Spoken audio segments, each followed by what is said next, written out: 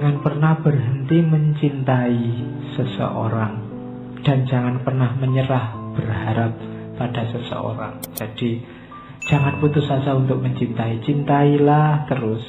Bahkan anak yang paling nakal, anak yang paling menyusahkan, yang jatuh ke level paling bawah, masih bisa diselamatkan.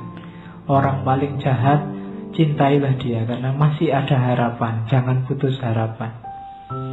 Musuh yang paling pahit, musuh yang paling menyusahkan, dan juga temanmu yang mungkin menyakitimu, tetaplah dia dicintai.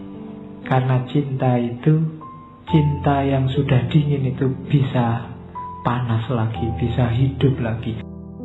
Jadikan ini prinsip.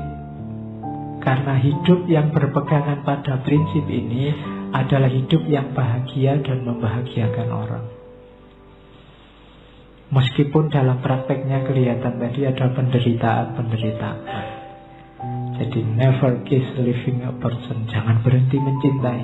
Tidak harus orang lain tahu bahwa kamu mencintainya. Tidak harus kamu deklarasi, saya cintai kalian semua. Tidak harus begitu.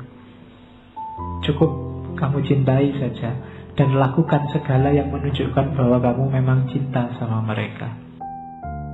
Cinta itu punya 3 kebaikan: keteguhan atau konsistensi, otonomi, dan signifikasi.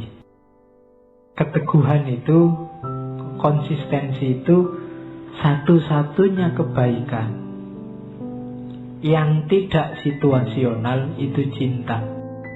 Sabar kadang-kadang situasional. Di titik tertentu ekspresikan ketidaksabaran untuk memberi pelajaran. Kemudian jujur mungkin di level tertentu, dalam situasi tertentu. Ada kalanya kita dikit-dikit harus bohong, situasional. Tapi kebaikan yang tidak ada kecualinya itu cinta. Di level apapun ekspresikanlah cinta. Kebaikannya apa? Konsistensi, keteguhan. Kalau bahasa agamanya istiqomah. Dengan kita mencintai, kita belajar istiqomah, tidak mencela-mencela. Yang kedua, cinta adalah simbol dari kebebasan. Kalau tadi jujur itu bisa dimanipulasi, tapi cinta tidak bisa. Kamu tidak bisa membohongi dirimu sendiri, itu cinta beneran apa cinta palsu.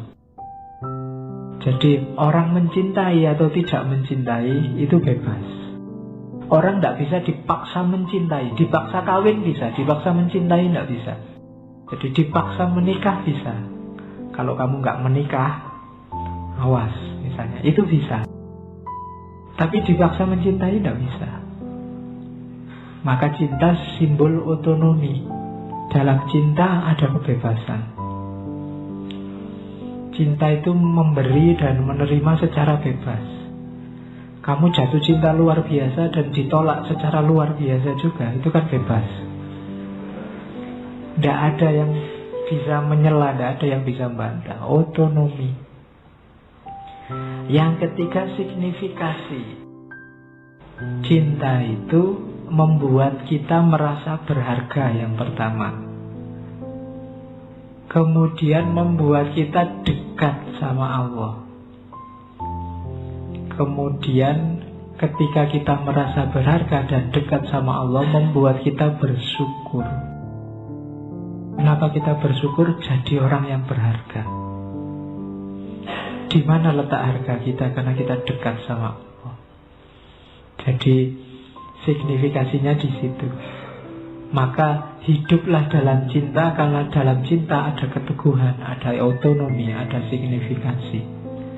Cinta membuat kita jadi manusia yang penuh, berkarakter ketuhanan, manusia yang bebas, dan manusia yang berharga. Di luar ini,